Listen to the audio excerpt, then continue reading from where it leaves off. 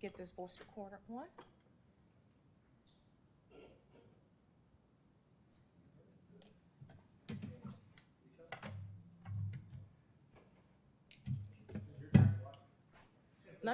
Let me grab him. Get that man worked up about GIS, you can't get him started.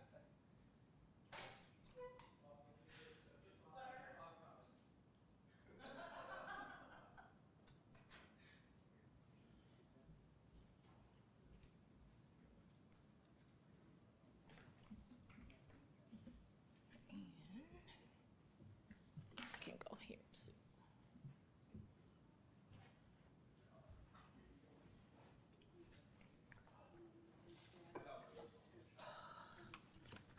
Okay.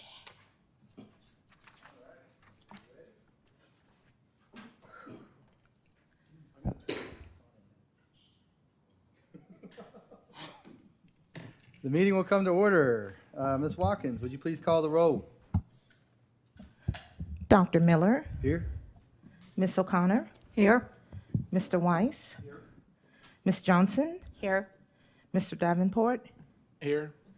Mr. Patterson, Mr. Crute. Here. Thank you very much. The next item of business is the approval of the agenda. The agenda has been distributed.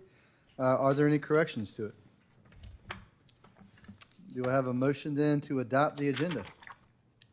I make a motion, we adopt the agenda. All right, Mr. Connor has moved. Do I have a second? A second. All right, Ms. Johnson seconded. All right, by voice acclamation, all those in favor, please say aye. Aye. All right, the motion passes. Our next item of business is the consideration of the minutes. The minutes have been distributed. Are there any corrections to the minutes? Any corrections to the minutes? Do I have then a motion to adopt? I'll make the motion to adopt. All right, Ms. Johnson.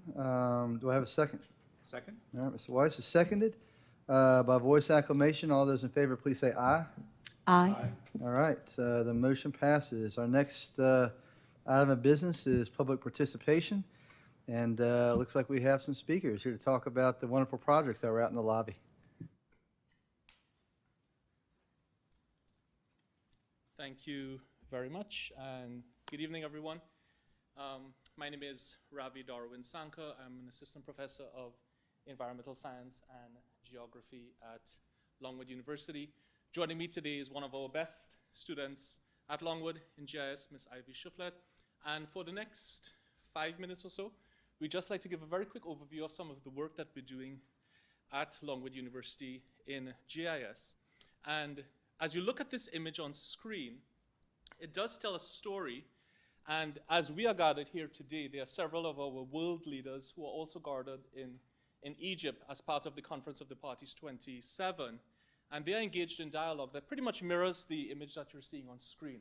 And as you look at that, I'd like you to think about some of the questions that we generally ask ourselves that leads to the GIS research, much of what we just presented in the lobby. And as you look at that image, where do you think the world would be like, or what it's going to be like in the next 10 years or the next 20 years? What changes do you think we will see? And by extension, what thresholds might we cross? And finally, how would those changes reverberate around the globe? And I'll be honest with you, as someone that has studied in the Arctic as a coastal geologist, I don't have the answers, but we're trying to find the answers to these questions. And we're employing some of the techniques in GIS to manage the changes that we are seeing taking place as we speak. So what we're seeing essentially globally is rapid sea ice loss.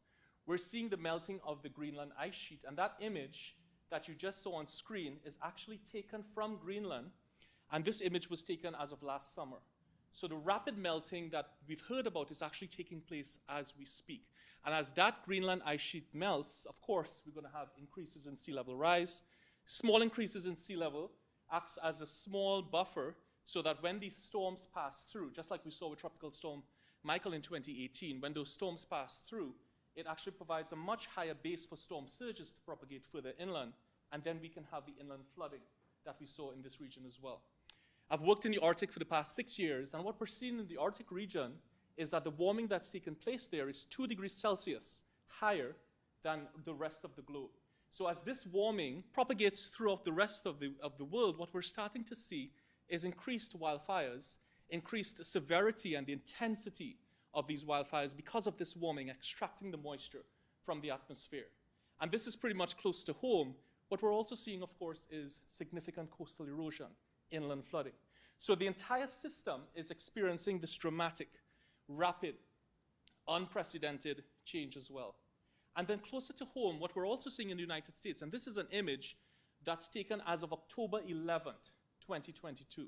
What we've seen just this year in the US are 15 climate-related disasters, totaling in excess of billions of dollars per each disaster. And as policymakers, this really makes us starting to get worried because we know it's going to hit close to home if we actually see these kind of disasters take place here. And of course, we've lost, sadly, 342 Americans as of October 11, 2022, based on those $15 billion disasters that you're seeing on screen. So we ask ourselves those questions, and at Longwood, we're employing the tools that GIS, of course, provides us to answer these questions. As of 2022, there is a treasure trove of data that we have access to almost on a minute by minute. In fact, the density is even better than that, on a second by second basis. We use that data to help inform some of the planetary changes and to model the changes that we're seeing on a global scale, yes. On a regional scale in Virginia, yes. But more so, we want to do that on a local scale. What's happening in Farmville? Because we know if we can try to understand these planetary changes within a local context, then we're able to predict the transformations that might happen in this region. If we're able to then predict the transformations that are about to happen, we can then disseminate the information to policymakers. We can disseminate that information to the local town residents. And by extension, we can also try to ensure that we establish aggressive adaptation and mitigation strategies to ensure what we're seeing on screen that took place in Farmville does not happen again. So we look forward to cultivating this relationship. And I just want to say thank you to Mr. Pambid for extending the invitation to speak today. But what I'd like to also do, on that screen that you're seeing in front of you, you do see my contact information, so feel free to reach out if there are any questions. And I also have the contact information for the GIS Minor Program Director at Longwood University, Dr. Labuschagne. So what I will do, I'll pass it on to Ivy, and Ivy's going to talk about a citizen science-based project that we're hoping to mirror in the Farmville region. You're welcome. Good evening. My name is Ivy Shiflett, and I'm a senior at Longwood University. I'm majoring in environmental science, and I have a minor in GIS. Through Dr. Sankar's advanced GIS class, I was able to conduct a course project that was based on citizen science, looking specifically at coastal morphology in Smith Island, Maryland. My study site, which was in Maryland, is predicted to completely disappear by the year 2100 due to high levels of erosion and changes in sea level. Through the use of CoastNap, a community beach monitoring app, I'm hoping to create a permanent monitoring station where citizens will have the opportunity to capture images of a specific coastline, which will then be transformed into workable data. Local applicability for citizen-based science in Farmville could be implemented through a flood monitoring app or station, which could show changes in land use and changes where flooding would be the highest. Focusing on the importance of citizen science was the key aspect of my project. Not only do I believe that citizen science increases knowledge amongst the community, but it also promotes community engagement and increases scientific understanding. It also promotes the development of skills among the community. Thank you. Thank you. The planning commissioners have questions?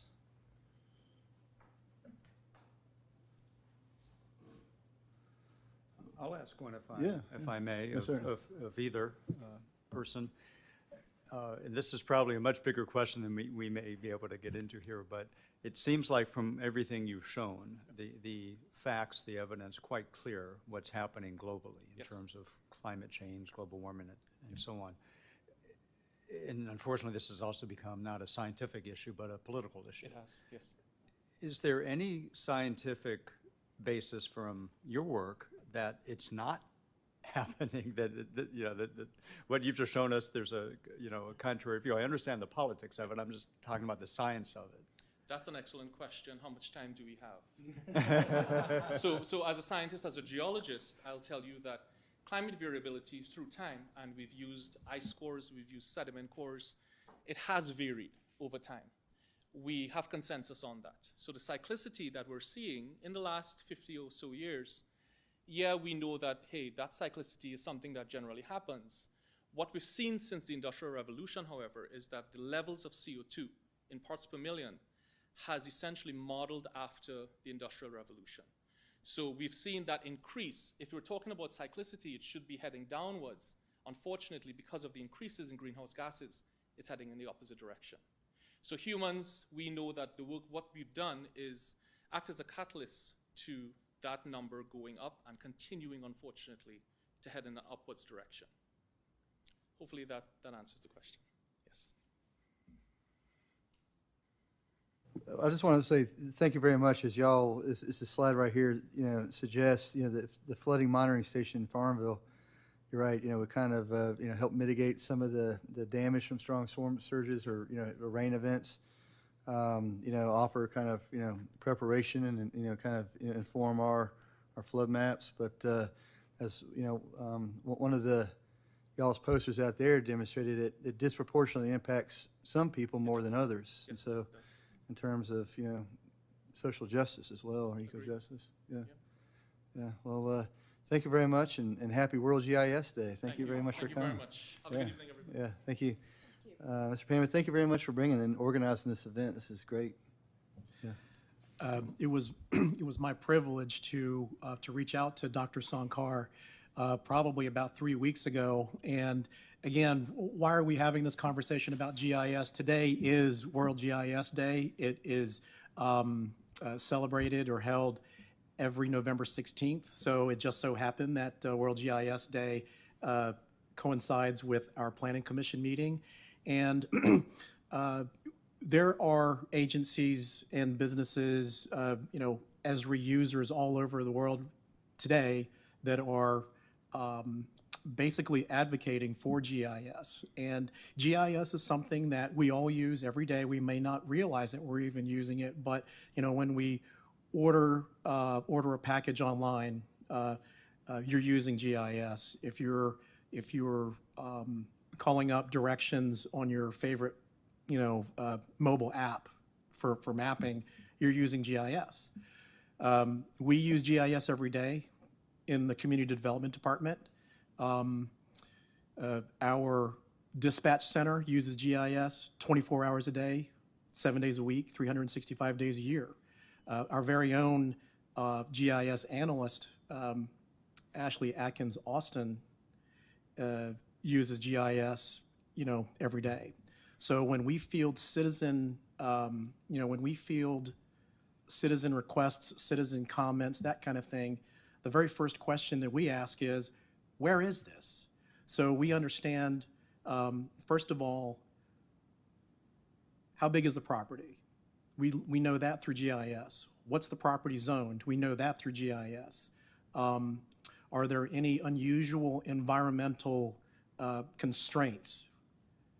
We get that from GIS. So I thought that it would be a good idea to kind of reach out to the university because they teach GIS.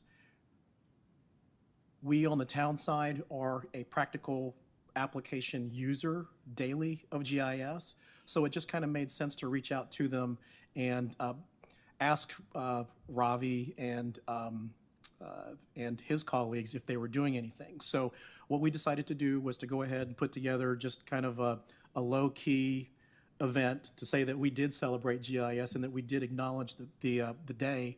But in the future, I think that we could use this event and use that day to advocate and to inform, the folks who are watching, the Farmville citizens, that this is an important tool for planning. We use it for land use planning. We use it for emergency management and response. We use it for crime analysis. We use it for environmental analysis. We're starting to use it for, for flight data at the Farmville Regional Airport. So transportation planning. Where are our sidewalks and trails and where are people speeding? So when we start to map this stuff out and to collect that data, that eventually tells us a story. And again, that story is going to be grounded in data. So we can make, have a good justification for our recommendations, funding recommendations, policy recommendations. For us, a lot of it starts with GIS. So that's why we wanted to mark this day and to really just stress and emphasize the importance of GIS as a tool. We all use it. We use it every day. Thank you very much, and tell Ms. Zach and Dawson, thank you very much too, and Ms. Watkins, if you get into it, thank you very much. And thanks for the cookies today too, those are good. Any other questions? Any questions, other comments? Our next item of business then is we have a public hearing, one of two today. So this is public hearing ZTA 22-001, additional height regulations. Mr. Pam, you gave us the background information as part of your staff report. Do you feel compelled to kind of summarize the highlights of it for us, please? Yes, sir. So this staff report is going to be fairly short because this is the second time that the Planning Commission has held a public hearing on it. And this was referred back to the Planning Commission by the Town Council in October, I believe it was. But in any case, the issue was with regards to the flagpole heights. But just to recap very briefly, there are currently no regulations within the zoning ordinance that limit the heights of various architectural features, I should say, unoccupied architectural features, things like bell towers, water towers, chimneys, water towers, I already said, windmills, roof-mounted mechanical equipment. So none of that has changed. The two main changes from the last time that the Planning Commission saw this are with regards to the height of the flagpoles, which the council specifically provided some guidance on that. A maximum height of 20 feet in all residential districts and a maximum of 40 feet in commercial districts. And then there is also added, and this is recommended by the staff, a local government exception for Prince Edward County, Cumberland County, and the town of Farmville. So those localities would be exempt from the provisions of this specific provision. We may need a water tower for engineering purposes that exceed 50 feet in the residential district, for example. So we do have a reason for that exception. In any case, that will conclude the staff's report on this, and I can field any questions about this at this time.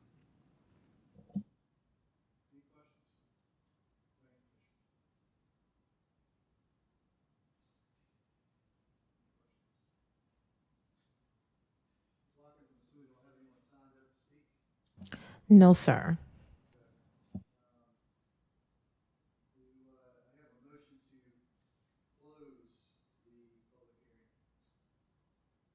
So move. Do I have a second? Second. Mr. Connor, by voice acclamation, all those in favor of closing the public hearing, please say aye. Aye. Okay, the public hearing is now closed. So let's move on to deliberation and this deliberation, please. Anyone have any thoughts on this revised language or the original language?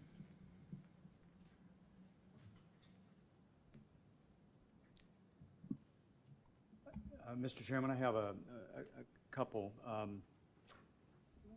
One has to do with measurement, one has to do with wording. I don't know if this is deliberate or not, but there's the height of the flagpoles in the non-residential or the business is disproportionately higher than it is in residential. So just to do the math, it's 50 feet and 75 feet are the heights of the non-occupied structures. And by comparison, the flagpoles are 20 feet and 40 feet. So in terms of disproportionality, the flagpoles are relatively shorter, if you will, in a residential zone than a commercial zone compared to these other structures. I don't know if that's on purpose by design, if that's, benchmarked or whatever, but I just wondered about that. In other words, the flagpole height is 40% of those other heights in a residential district, but the flagpole height in commercial, or business, I should say, is over 50%, 53%. Big difference. So, I'm just curious about that. Mr. Pambid, you said this was specific feedback we were given by town council, that this is what they wanted to see? Was there an explanation for why that it's disproportionate like that?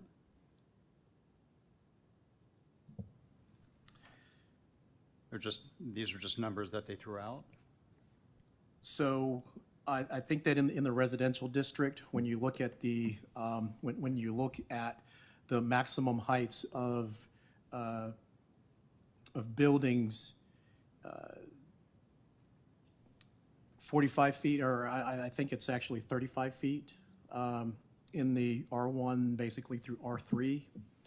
And the maximum height of buildings in the B1, for example, are 65 feet. B1 is downtown, and then they actually get lower in the B2 and B3 districts. But what I can't, we weren't given specific reasoning for why that was 20 and 40, but I think that when you really look at the bulk regulations that are already stated in the zoning ordinance, I don't have any issue with the 20 foot in residential and the 40 feet in the commercial. So there are going to be certain flagpoles that would be rendered non-conforming because they exceed 40 feet in the B3, for example. The car dealerships tend to have taller flagpole heights, but what the town council was trying to accommodate are some of the existing flagpoles.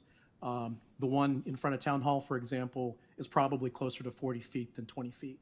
If you recall, the original language stated 20 feet across the board, which is pretty low, admittedly. So they took a look at that, and they took some comparisons throughout town and are suggesting that 40 feet is a good figure to go with.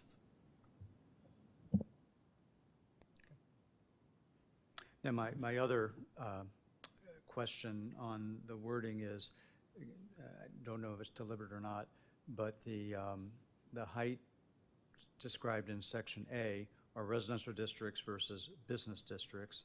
The heights described in C are residential zoning districts versus non-residential zoning district. So I'm just wondering if, if the town council or you staff or somebody wanted, what I'm focusing on is business district versus non-residential district. Is it just semantics, or there's a meaning difference in that? That's a good observation. There is no meaning difference between them. The intent is the same, so if the Planning Commission wants to go with one or the other and make it consistent, I think that it would be appropriate. But we only have R and B zoning, so residential R1 through R4, and then B1 through B3. We no longer have a manufacturing or an industrial or so on and so forth. So I think that if we were to ever, if we were to ever come up with a manufacturing or an industrial district, then non-residential would probably cover that as opposed to being specific, as in saying business. So, maybe we should say non-residential across the board. Sure. Or whatever, the Planning Commission decides. What do we decide? Is the one, so your preference is non-residential? I think that would cover future eventualities. All right, what do you think? Okay. All right, so we'll 75 feet, and so the last The last phrase in A would be 75 feet in non-residential districts.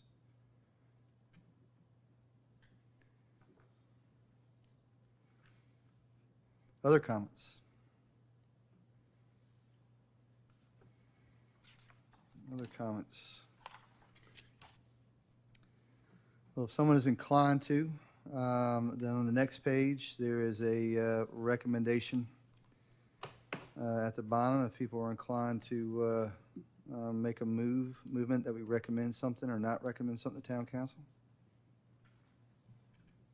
I'll make the motion that we recommend approval to town council, or approval of the amendment, chapter 29, to add section 29-22.1, the additional height regulations, ZTA 22-001, with the exception or the one change on section 29-22.1, item A, to change the last part of item A before the bullet points or the numbers from business districts to non-residential. Okay. Second. Okay. Mr. Weiss seconds. Is there any further debate? Any further debate? The question then is on the adoption of the motion to recommend to Town Council of ZTA 22-001 to amend Chapter 29 with our correction. Ms. Watkins, would you please call the vote? Ms. O'Connor, Aye. Mr. Weiss, Aye. Ms. Johnson, Aye. Mr. Davenport, Aye. Mr. Patterson, Mr. Crute, Aye. Mr. Miller. Aye. All right, the motion passes. Our next item of business is a public hearing for REZ 22-005, political and campaign signage. Mr. Panvid, again, we have your background in front of us, but would you please give us the executive summary? Anything else that we need to know that's not in there?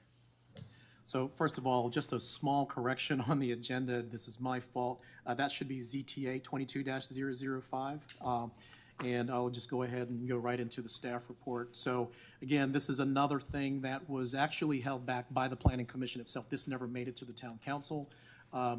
When we first brought this wording to the Planning Commission several months ago, this was in conjunction with an ordinance amendment to change various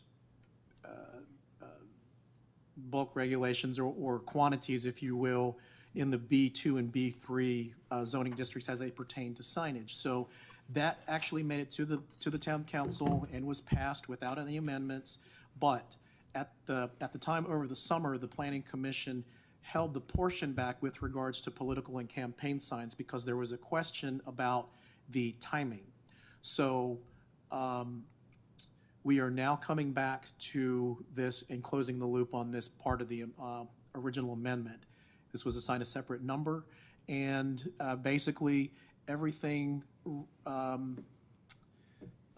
what we are changing and what was discussed at the original public hearing was a 90-day period before the election that candidates could put up signs. Some felt that that was not going to be enough time, or that there would be a gap between a primary election and the general election. So the question at the time was, well, why don't we just allow that signage to be, to be able to be put up when an issue or a candidate qualifies for the ballot? That could be fairly early in the year. So just as a point of information, if someone qualifies for a ballot in January for a primary, then and they move on to the general election, that could leave the sign up for close to a year, with a November election. But in any case, this is what the Planning Commission discussed, and this is what the staff has put in its wording for your consideration. So we had also talked about height regulations and in square footage regulations. That has not changed, 32 square feet and a 6-foot max. And then there is also a prohibition on putting signs within the right-of-way. So that's pretty standard. That concludes my staff report, and I can field any questions at this time. I have a question. If we use ballot qualification as when you can start, what does that do with like somebody who's a write-in candidate? I mean, we just had an election where there were 2 write-in candidates and nobody who was on the ballot. Do those people, are they able to put signs up? Or do we have to change something for them? So commentary, and I was going to bring this up too, and not to rehash, something that's already been discussed when I was absent, but so maybe it's a lot of scar tissue from my previous life when I ran campaigns, but usually it's time is my experience, and that from my experience, there's a couple of reasons for that. One is that if you're a write-in, the way I read this, unless staff disagrees, like if you're a write-in candidate, you don't have a ballot qualification, so you would not be able to put up signs. Now, whether a campaign does or does not do that is of course up to them. But then also Virginia is a convention state, and so if a party chooses to have a convention, there is no ballot until that person qualifies for the general after being chosen at the convention, and so those candidates participating in the convention would not be able to, by this definition, to do this. And the other, and you kind of, and we don't do conventions in town, obviously, but, the way this is written, that if you're a federal candidate or a statewide candidate, you should follow these regulations. And so maybe this is not the time for this until after the public hearing is closed, but I would make the recommendation that it returns to a time as the qualifier. And if, completely understand, like if there's a break between a primary and a general, but that's the price of doing business at the end of the day of a campaign, so. So it sounds like we need to have that discussion. So let's postpone that for the moment. Are there any other questions specifically for Mr. Pambid regarding his report? Mr. Chairman, I do. Mr. Pambid, can you help us understand the origin of the 32 square foot max and the 6 foot height? That just seems like a big sign, compared to the normal kind of lawn signs. If you could just help us understand those dimensions. So these types of signs come in a range of sizes, as you just observed. And when you look out, especially over the past couple of months, you see the larger signs. That's basically the sign that we're trying to accommodate here. They're typically put on wooden posts. They are usually 4x8, and that's exactly where that comes from. Yeah, so we don't want them any higher than 6 feet, so they may have a little bit of a 2-foot gap at the bottom, or even a 1-foot gap, but what we don't want them doing is being high up in the air. So that's the origin of the size and the height restrictions. Thank you. The one question I had is, and I don't know if this is, if Section 2931 is a place to do it, but so who becomes accountable if they have to be picked up within 5 days following an election? Do we need to specify like the campaign, the candidate, or is that like is that addressed somewhere else? It's not addressed anywhere else in the ordinance. Violations are typically the responsibility of the property owner, which is why, which is the restriction from the right-of-way, the prohibition on putting them in the right-of-way. But there are a couple of other avenues to go to. I don't think that we would go to a senator and say, hey, you need to take your signs down. It would probably be the local party that we would say, hey, work with us and remove the signs. But the first person that we would probably talk to is the property owner, just as we would any other zoning violation. Thank you. Any other questions for Mr. Pambid? I have one. Yes, sir. When discussing sign placement in right-of-way, was there any conversation or consideration about density? Because usually, what I've seen elsewhere is like usually based on speed on a given road, you cannot have X number of signs within, X square feet.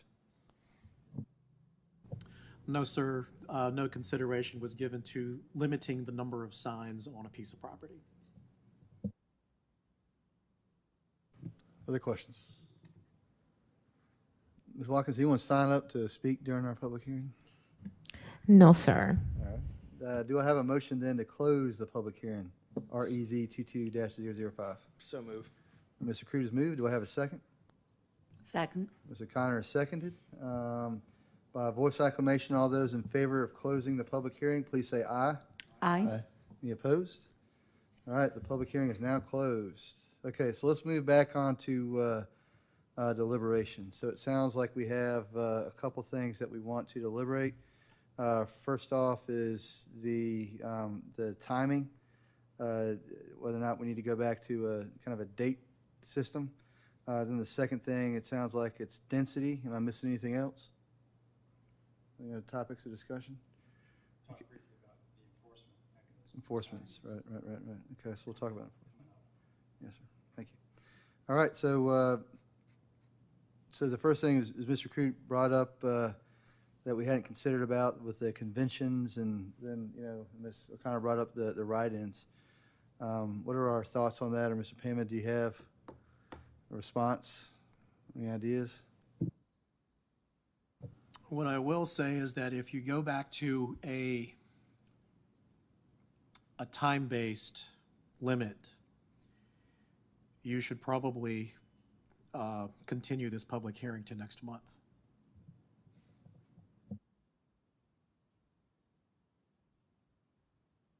And that will also apply to if you are limiting the number of political signs on a piece of property, because that was not part of the original scope of the text. Well, Mr. Crute, you brought it up. I mean, now that you bring it up, you're right. Like, I think about it, but to what degree? I mean, if you have more experience in this, and given your past life, I mean, do you think this, the ballot? You think that would preclude people from, advertising and garnering support for a convention? I mean, again, at the end of the day, it is, campaigns will make a decision about what risk they are willing to avail themselves to, especially in something like signage. But I do think, as written, it precludes people who may otherwise want to participate. And I think, conventions probably to a lesser degree, but I think write-in candidates, which we have seen a lot of locally in the last, 2 or 3 years especially, and I think, if you're a write-in, like you're passionate about the office, and somebody may read that and be like, oh, well, I can't do that. And I think that might be unfortunate. I wonder what a lawyer would think. Maybe you should ask one. I mean, is that like, would you concur? Well, I think that Patrick raises an excellent point, and so did Abby, about what about write-ins? What about, this phrase doesn't really capture all participation in the process. Mr. Pambit raised an interesting question too, which is, does this need to be continued to the next month? Are we just fundamentally so changing the verbiage here that the public should speak up on a time-based approach versus ballot-based? I don't really have an opinion on that. But I think that it just seems more measurable, more manageable, more, I guess, just more common sense, frankly, to have this time-based than some other, appearing on the ballot. and then, you know, when is the ballot actually printed, produced, et cetera, you know, versus it's just sort of, you know, in the newspaper that, you know, thus and so is, you know, is qualified. So I just, it seems like it's just an easier point in time to do it by days or weeks or whatever it would be before the respective elections.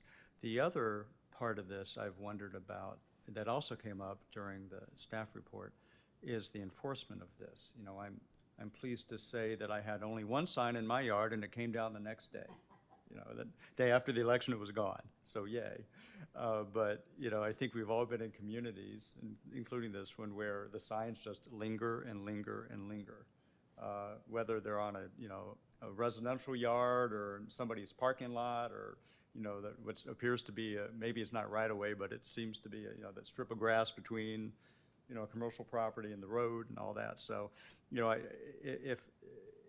if the commission is interested, I think that we might want to discuss a little bit about what happens if they're not removed in 5 days. Just, you know, what's the enforcement of this? 5 days seems like a reasonable period of time, but what if they're not removed? Is the town in some sort of, does it have some sort of authority, or is it in a position to basically go around and say, take down the signs already?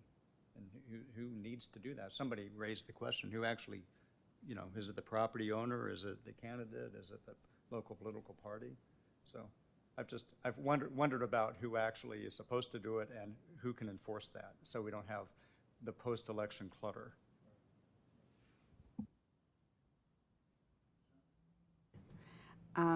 Yeah, I have a question. Is it really necessary to have a starting date? In other words, saying 3 months or 6 months. What if we eliminate that?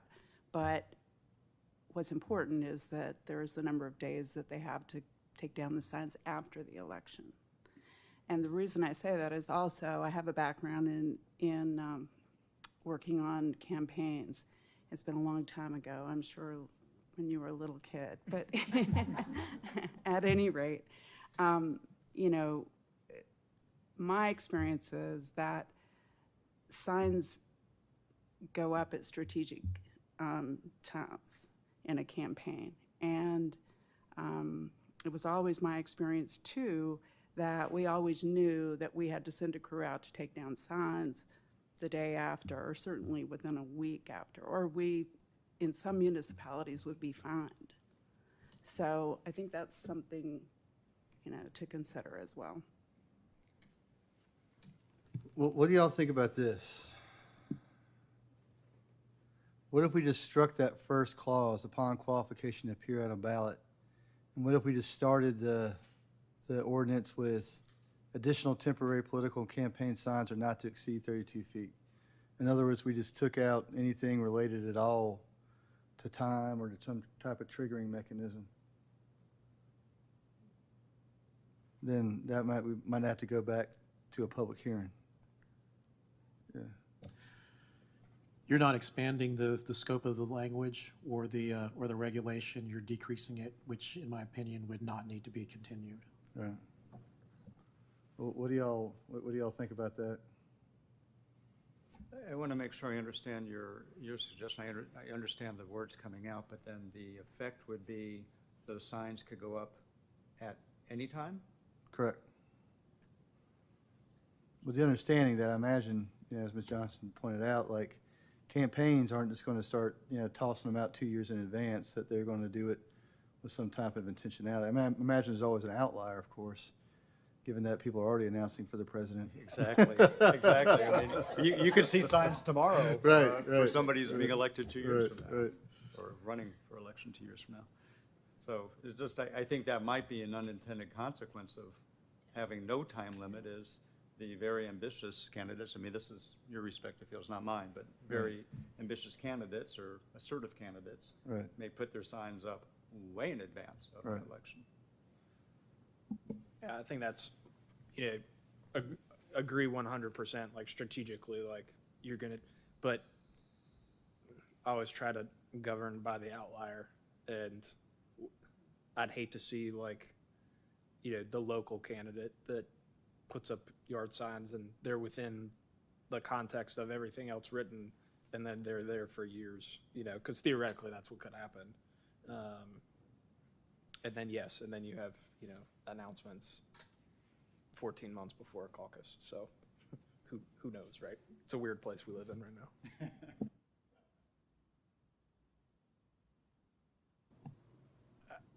I think what Dr. Miller said, it seems to make sense to me. I have a personal view on this, but it doesn't matter. I think my personal opinion would be 10 days before the election. I don't want to see them. But I do think that it's not a bounding problem here. And that, yes, we need to look at, you know, what could be, but this isn't something that Farmville has just had issues with. And I think you go digging in, messing around with all this stuff, to me, it's like you're just asking for somebody to then start poking at the balloon. And it's like, that's not what we're after anyway. I'd rather just have less there with the timing. The other option, what I had written down here prior, was very similar to you guys' ideas about write-in candidates. You could, and I don't know, you might be able to help us understand this. You could put in something for write-ins, like right after, upon qualification, I would suggest putting of a candidate to appear on a ballot, right after that before the comma, or within 45 days of an election date for write-in candidates. You could add that, and that would also fix the problem for write-in candidates. Because I think there is an appropriate time for it, but if we're going to put a time frame, I do think you've got to make some allotment for write-ins. If not, I think, John, your suggestion to strike that whole part, I'd even be better with our town. I don't see an abounding problem here with it, so. Mr. Payman, what do you think about Mr. Davenport's addition about the time respecting that? I've never seen a regulation that specifically addresses write-in candidates. Usually it does say, it does have a specific time, but, you know, do you trust the candidate not to spend money that far in advance? I've never been an elected official. I've never participated in a campaign. So admittedly, I'm a little bit out of my element when it comes to that.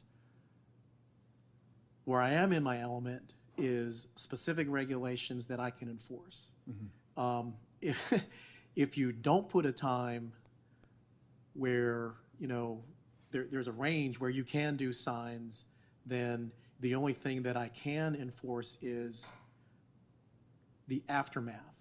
After the election, and if you keep that part in with the 5 days after an election, then I can enforce that. But if someone puts out a campaign sign, you know, 18 months in advance, that's, you know, and if we don't have a regulation for that, and I'm not advocating either way for this, because this is, I think that whoever said it hit the nail on the head, that the important part of the timing is what happens after the election.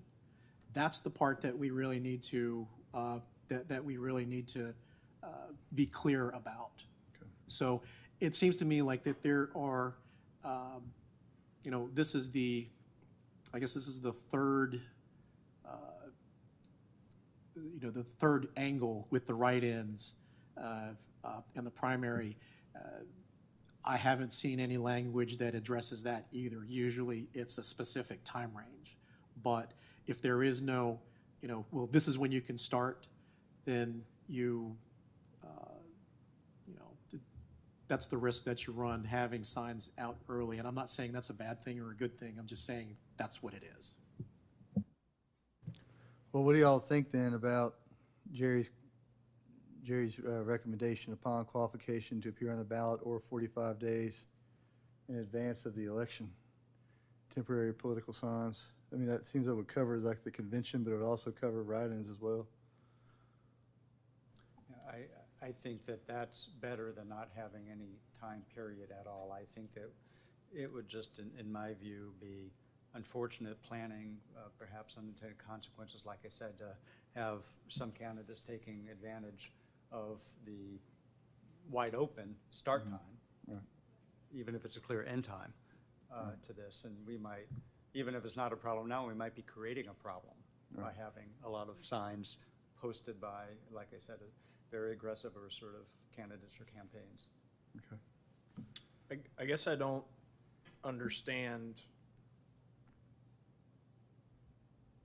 why we're differentiating in the statement.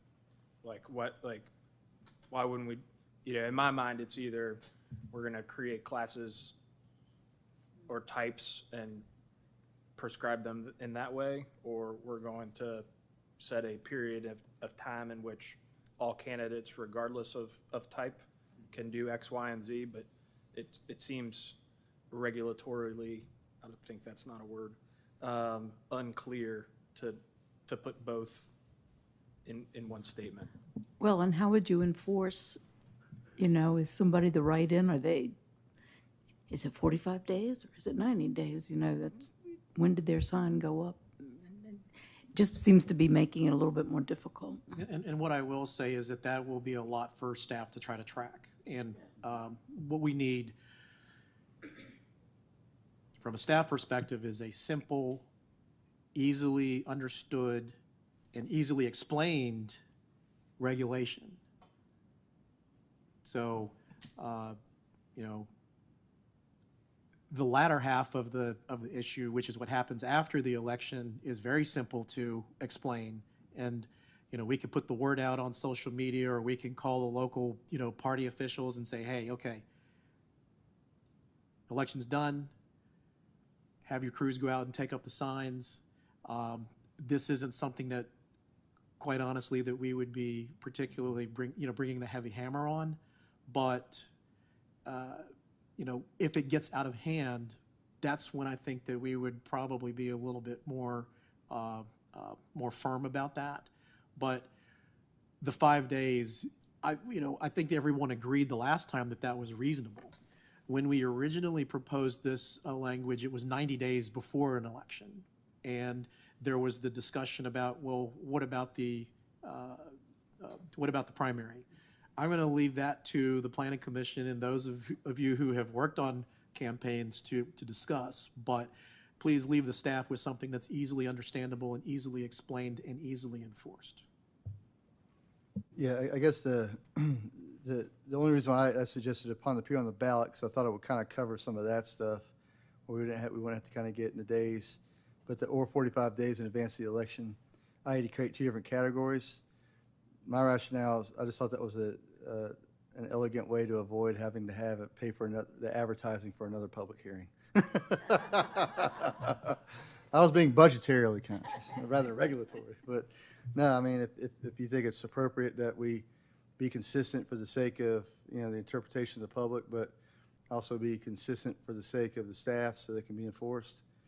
I mean, do we want to like come up with, go back to 180 days or 90 days, or do we want to kind of think about it over the next couple of weeks and staff proposes something to us and we advertise a public hearing again for next month? What's the best way to? I don't want to guess at this. I need to know, last time it was 90 days, that's 3 months. Is 180 days going to be enough? I can read a calendar. I know when 6 months before an election is, and is that going to be enough time for candidates? Locally, and you guys tell me, I mean, when did political signs or when did campaign signs rather go up for the local elections? I don't think it really, what is it, 4 months, 3 months? I mean, maybe 6 months is reasonable, but I would leave that to you to decide. I mean, my recommendation is 90 days is sufficient, and 90 days of an election, because a primary is by definition an election. Yes.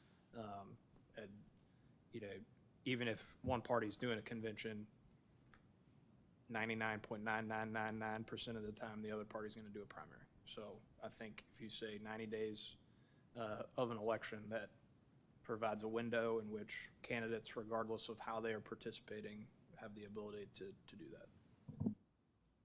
I agree. I agree with that too, and I know we talked last time about if somebody won the primary, then they'd have to take their signs down and then put them back up again, and that's just a cost of doing business, quite honestly, so. Sorry, Jerry, it looks like 10 days lost out, buddy. One thing I will say, it sounds like if we're leaning that direction, it potentially needs to be another public hearing. But I will say, I'm arguing against the comment that I made, if it were something to try and continue forward, putting in a blurb in there that distinguishes between a write-in candidate or whatever. Patrick made a good point. I wrote this down before we were deliberating about it when I first looked at the packet, but you made a good point.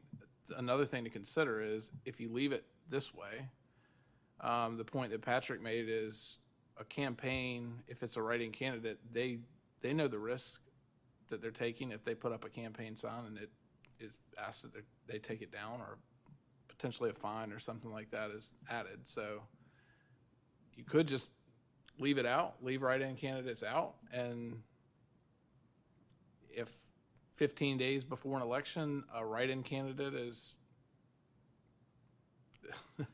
that's one thing you could do. And I heard that in what you were saying, and I'm like, if you leave it out, potentially it just leaves out write-in candidates, but I'm not promoting somebody to do it, but they could still put up a sign and just be taken down.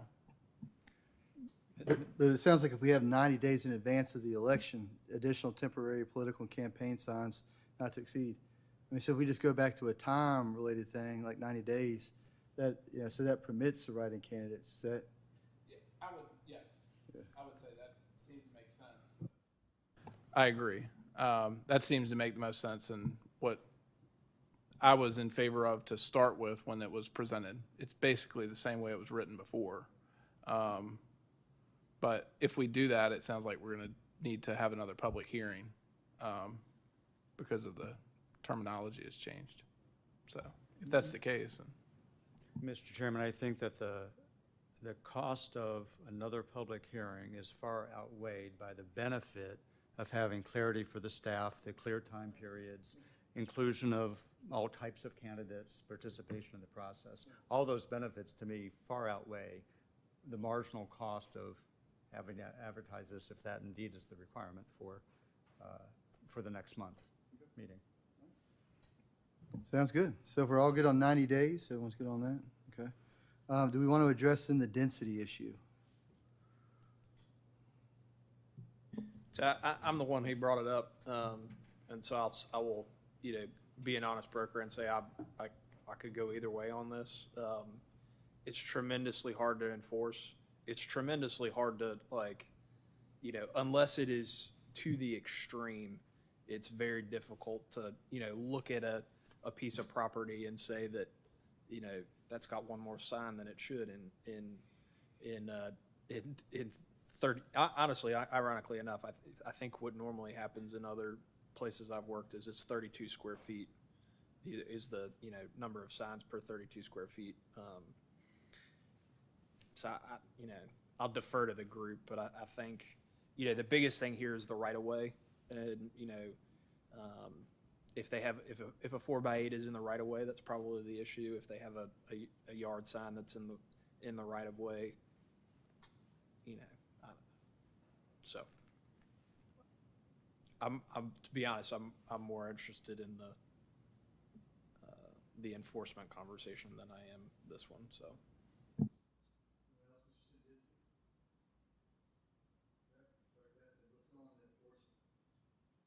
So, Mr. Pam, what's reasonable put in here? Do we say, the town will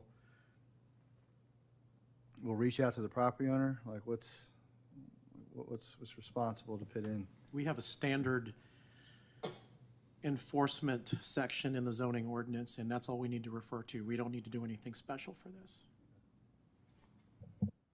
Do we need to reference that here in this language, or does the section already kind of apply to this? That section applies to the entire zoning ordinance. Roger, okay.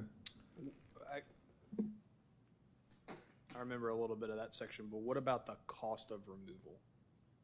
So I have seen it, and I think this is kind of what you were referencing with fines, like other localities, like if they have to go and remove the sign, the campaign is ultimately responsible for paying the locality back for that. Would that be included in the verbiage as it exists right now? It depends on the type of violation. If we're talking about a tall grass violation, that's not part of the zoning ordinance. We'll go and cut somebody's grass and then charge them for it. But as far as a zoning violation, that would go through a process. First of all, that would go through an enforcement process, and if there is no relief or no correction through that process, then it'll go through basically through a legal or judicial process where we take them to court, and then they will be directed, if they are indeed found in violation, basically by the courts to remove the signs. But we are not going to go on private property and remove signs. I should also add that we won't go on private property. So if a sign is in violation of size, for example, and we approved a permit for a 50 square foot sign and they put up a 75 square foot sign, we're not going to go down to the store and remove that 75 square foot sign. They're going to be cited, and if there isn't any any joy there in terms of the correction of the situation, it'll just go through the courts. So is that germane here then? Is what you're saying? The same process for any zoning ordinance violation would apply here. Okay. We don't need anything else. So I guess, completely understand about private property, but what if it's in the right of way? Because then that technically is town. The way we would probably handle that is we would probably go up and collect those signs, and we would just have the candidate or the party, we would call them and say, hey, we've got your signs, you want to come down and get them? If not, then you've got 5 days to get them. We'll dispose of them. There isn't any mechanism for charging them for that. So if you feel like that there should be, we don't do that for temporary signs now. We just collect them and say, hey, do you want your sign back? By the way, don't do that again. We don't charge for that. Mr. Chairman, it seems like there are two opportunities to clarify and simplify this. One is, who's supposed to remove the signs in 5 days? Is it the property owner? Is it the campaign? Is it the candidate? Or all of the above? But right now, it's written in the passive voice, so it's not clear who's supposed to be doing this. And two is, because we're re-advertising this anyway for a public hearing, does the commission want to put in some sort of fine, some sort of, even if it's a token thing, and put it out there for every, if it's in the right of way, it's one fine. If it's beyond the 5-day limit, it's either the same fine or a different fine. But it seems like we have the opportunity to put this in, if it's not already in the general provisions of the zoning ordinance, if we think this case warrants that kind of clarity.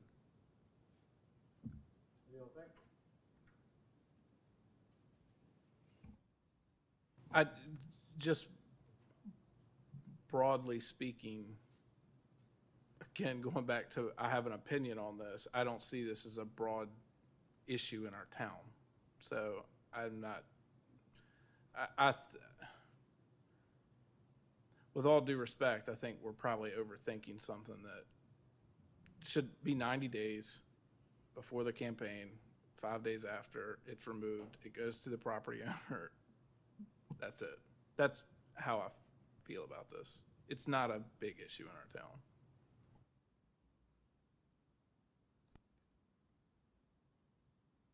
So would you then clarify this to say is the property owner has to take it down within 5 days? It would be the property owner, because it's not in the right of way. It's the property owner, whether it's the business property owner, the residential property owner. There is no, unless it's on town property, we wouldn't. So it would be the property owner. Or the tenant or whoever's using the property, right? We'll still have an owner. It would still have an owner. That's true. I think this is actually complicated. To your point about overthinking, I think it's just simpler to say you're supposed to take it down. If it could be an absentee owner, doesn't even know there's a sign there. Says the property's rented. It could. But It's a very common occurrence. But I bet if like they call up an owner and say, hey, you got to take your sign down or you're going to get, fined or whatever, like they're going to turn to and have the tenant.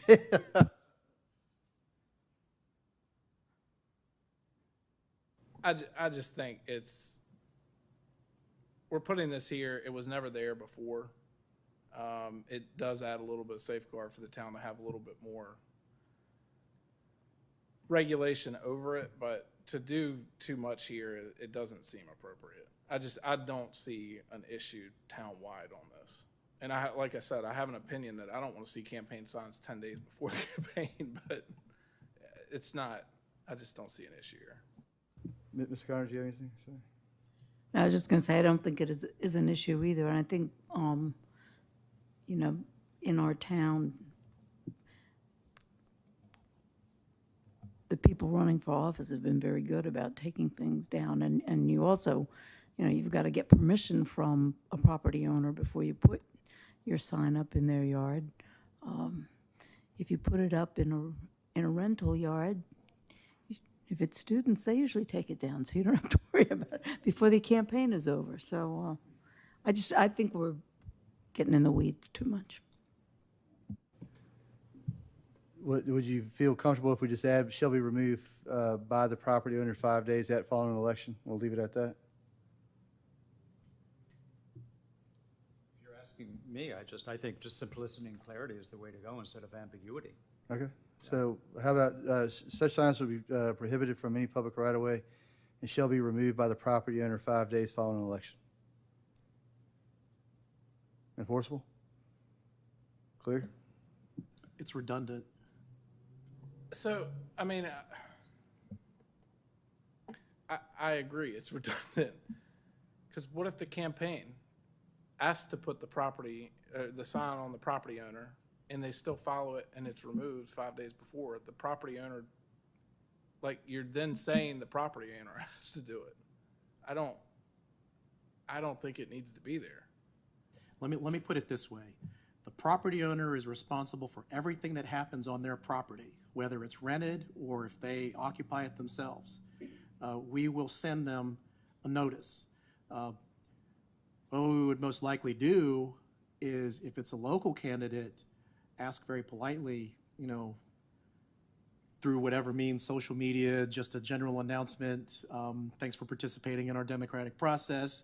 The election is over, please take your signs down. Or if they linger, then we'd probably address the occupant and or the property owner. But I feel like that the provisions that we have in place for the general enforcement of the zoning ordinance are sufficient.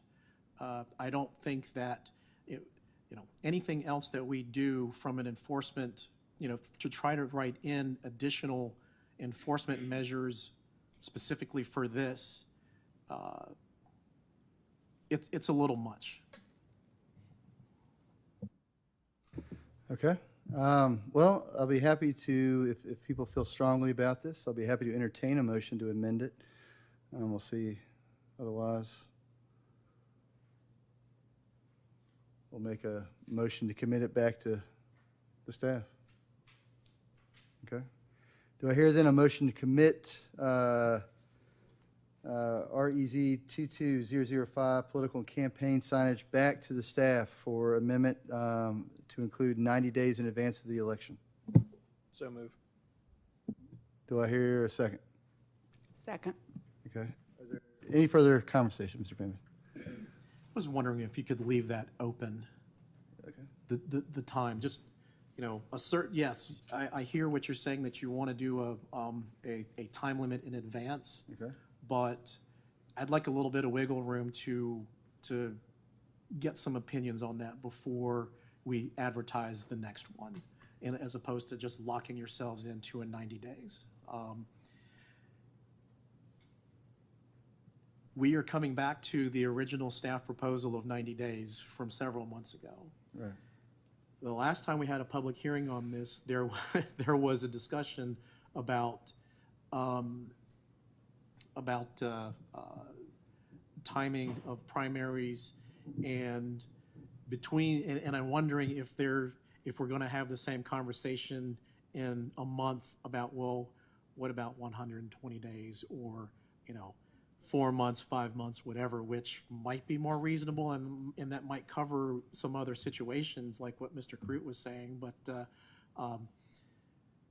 don't lock yourselves into 90 days, since that's where we just came from a few months ago. And maybe just think about it a little bit more, and then we can continue to get some comment from some other folks. But the important thing, the origin of this proposal was with regards to what happens after an election. And everybody was in agreement that something needed to be done after an election.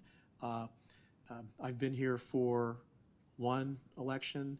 I don't know what the practice has been here in the past, but just over the past couple of days, it seems like that the town has cleaned up fairly nicely.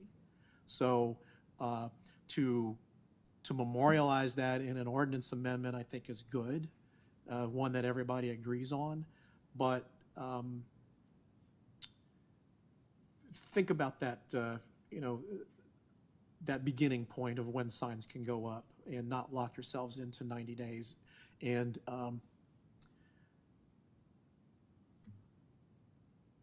you know, if you want to give yourself, as long as you're continuing this public hearing, maybe you do it in January and give yourselves an extra month. The election's over.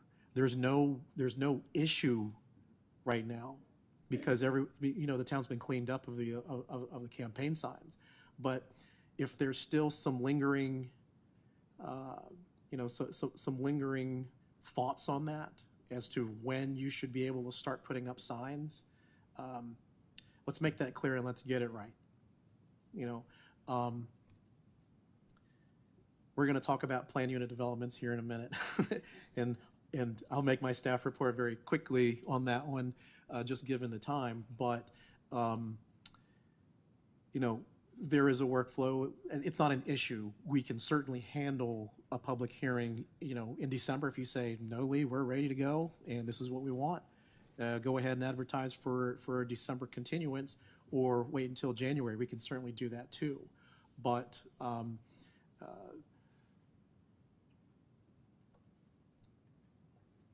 let's think about that 90 days. Do I have then a motion to amend our previous motion to commit the main question to no days at all? So move. Do I have a second? Second. Okay. Then the question is, shall we commit to staff the previous language? Are there any other questions? Any other debate? Then by voice acclamation, all those in favor of committing to staff the REZ T2-005, please say aye. Aye. Any opposed? All right, the motion passes. Our next item of business is old business. There is none, so our next item of business is new business. This is the first is the plan unit development, as Mr. Pambid just said. But just to clarify, Mr. Pambid, this is something very similar to what we've been doing all calendar year long. And namely that there are things that are not included in our zoning and subdivision ordinance that could be, and this is just an informational session to discuss language that will be forthcoming, just to add that to our zoning and subdivision ordinance, correct? That is correct. Yeah, this is just an informational session on plan unit developments. And again, this is an introduction to plan unit developments. The staff has been fielding several development inquiries that could benefit from a plan unit development ordinance, which we currently do not have enabled. So I'll just go ahead with your permission to launch right into the staff report on this. Okay. So a plan unit development, or a PUD for short, this is a concept that allows for flexibility of design with different of a design that's different from the standard zoning requirements in conjunction with the master plan. So basically, we have zoning districts with your standard design requirements, bulk regulations. The setbacks are X, Y, and Z for front, rear, and side. But there may be a developer who wants to do something a little bit different from that. So what a PUD is basically a proposal with a layout that goes through the quote-unquote legislative process. Everybody agrees, there's some negotiation, and a design that is different from the standard bulk regulations and designs is actually agreed to. A plan unit development is what's known as a floating zone, and what that means is that that's a zoning district. It doesn't have any specific, there isn't any land that's currently zoned PUD. So you're just waiting for people to rezone to PUD. Of course, each PUD is going to be unique. It really depends on the property and the developer. What's really good about plan unit developments and an ordinance that it enables traditional neighborhood design, and our current ordinance does not enable that. So we've got standard R1 with low density residential setbacks and lot sizes and things of that sort. All of our bulk regulations seem to shall we say, encourage kind of like that cookie cutter type development. And a plan unit development ordinance will allow a developer to do something a little bit more flexible and creative. Additional justifications, the comprehensive plan recommends a mix of uses and a range of densities. That's not new. That's actually desirable. We have stated that in the comprehensive plan. Everybody agrees to that.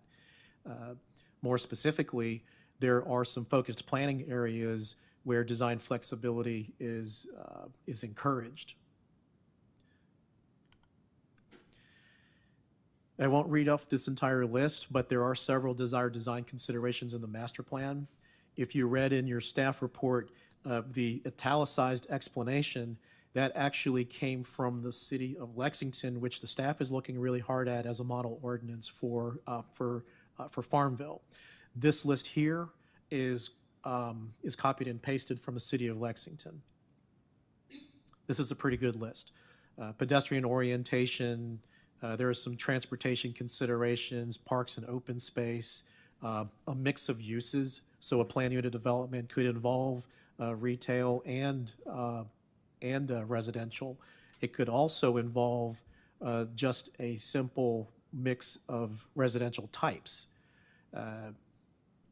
One of the items here, a mixture of housing types and affordability, environmentally sensitive design, and clear boundaries. This list is available in the staff report, which is also available at farmvilleva.com. So just a quick word about process.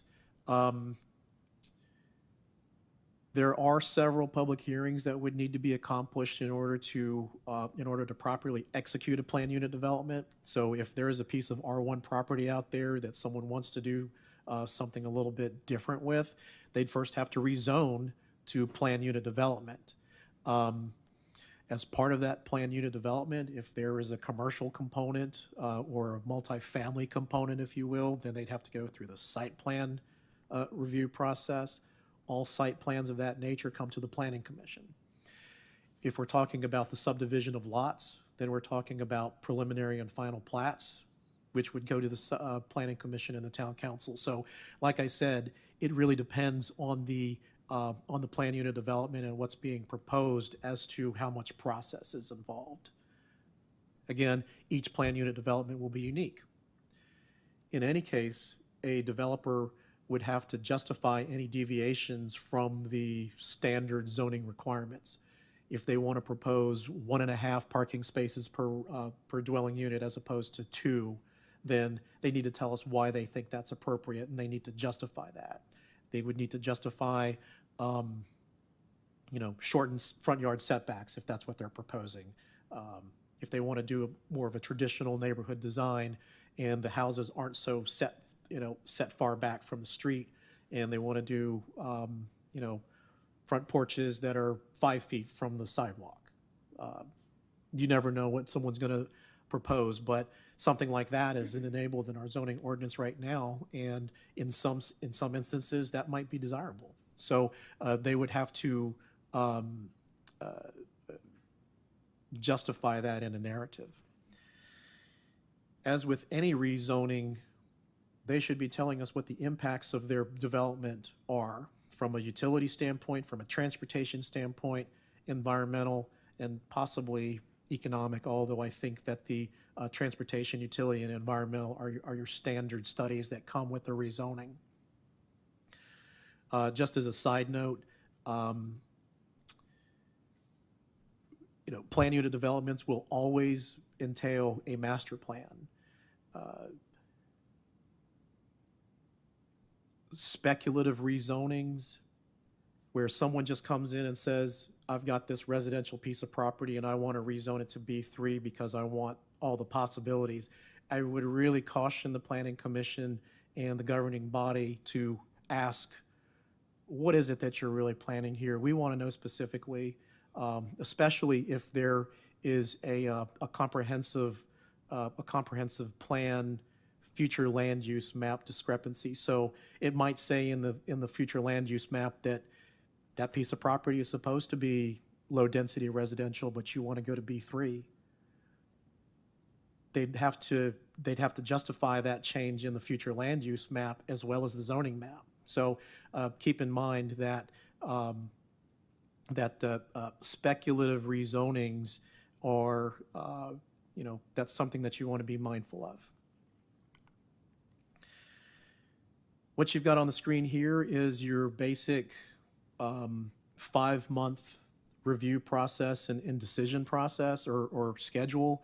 So from November all the way to March, we're talking about 5 months of discussion and public hearings. This is basically the same schedule that we used for the Moton Museum Gateway Overlay District. It could certainly go longer than that, but what we would like to see is, especially given some of the developers who have approached us about plan unit developments, being able to avail themselves of this process sooner. In speaking with the town manager, we want to do this as soon as possible, of course, with the appropriate amount of discussion and input. So as you can see, we're briefing you on this tonight. Continued discussion next month in January 2023.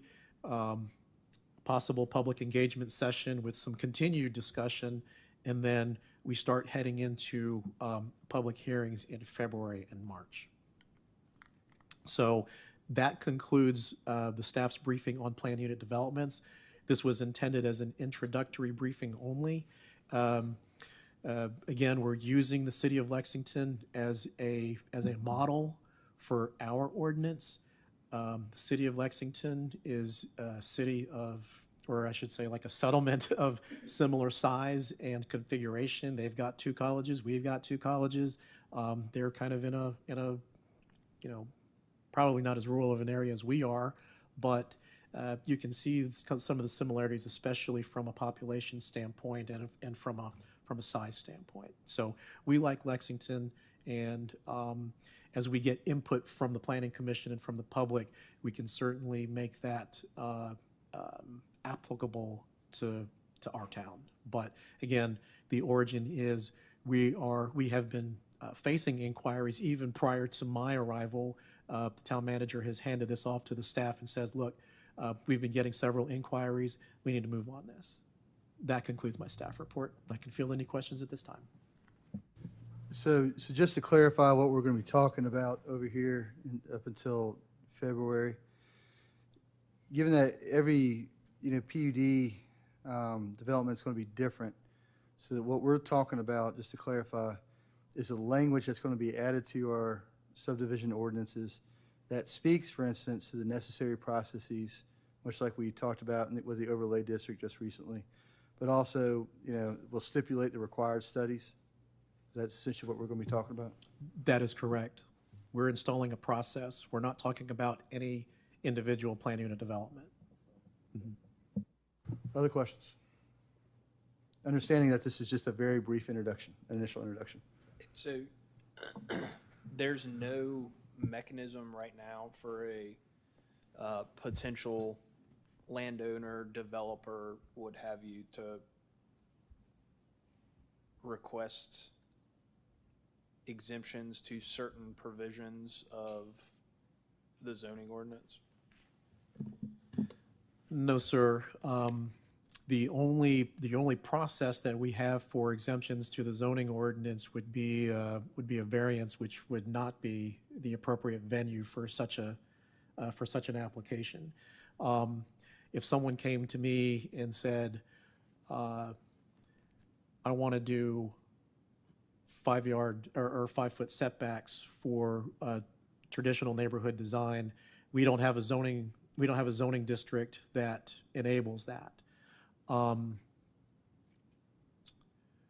They couldn't go to the Board of Zoning Appeals and say I'd like to have a 5-foot front yard setback. And the very first question they're going to ask is, can you submit a design based off of your piece of property that complies with the zoning ordinance? And the answer is probably going to be yes. The variance process is basically also for individual pieces of property. So that's why the staff likes a plan unit development ordinance, to more comprehensively address a larger site as opposed to individual pieces of property.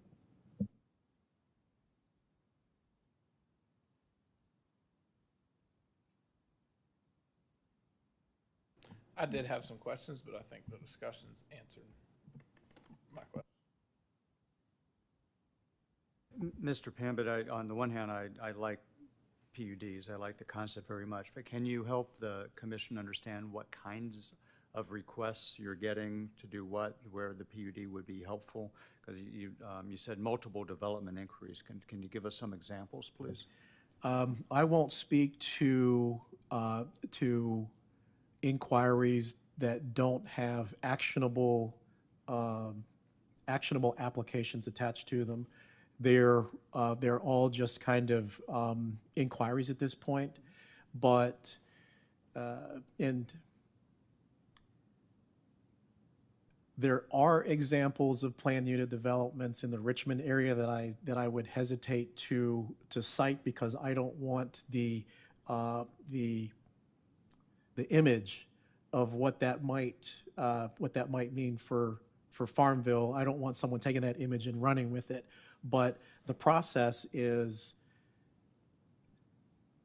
to put a master plan in front of the Planning Commission and the Town Council and say, this is what I want to do. It doesn't quite fit any of your zoning classifications or your bulk regulations. Can we please do, X, Y, and Z?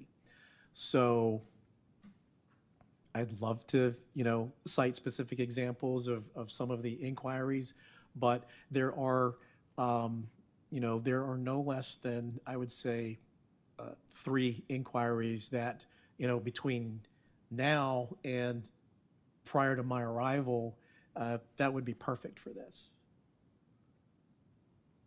And you're saying you can't cite them just because of ethics, given that they haven't submitted concrete applications, correct? Yeah, there's a confidentiality issue there, yes.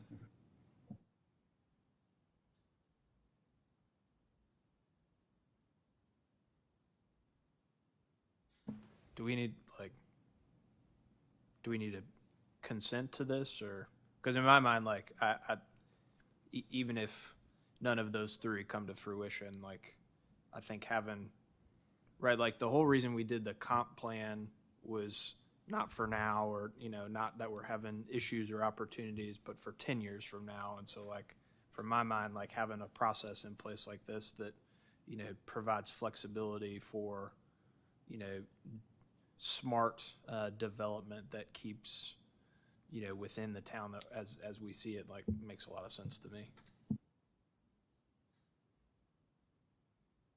The answer to your question is no. I think it's just on the schedule. So it's just kind of, it's informational right now. Other questions? We look forward to learning more and look forward to seeing some language. Our next item of business is staff updates. As always, Mr. Pamby, you've been very thorough with your monthly report. Is there any highlights you'd like to hit from it, or things you'd like to amplify on it? The only thing that I'll mention this time is the addition of arrivals and departures illustrated in 7-day trailing averages. Unfortunately, that's not a precise count of arrivals and departures at Farmville Regional Airport, but it is information that's available to us for free, and that still illustrates the usage at the airport. The rest of the monthly department report is basically the same, with the counts on permits, fuel sales, and bus ridership, as well as some of the things that we've been doing on the staff side. So if you have any questions about that, we can certainly answer those. Any questions? Anything else? Do I hear a motion to adjourn? So moved. All right, Mr. Weiss moved. Do I hear a second? Second? By voice acclamation, all in favor, please say aye. Aye. Aye.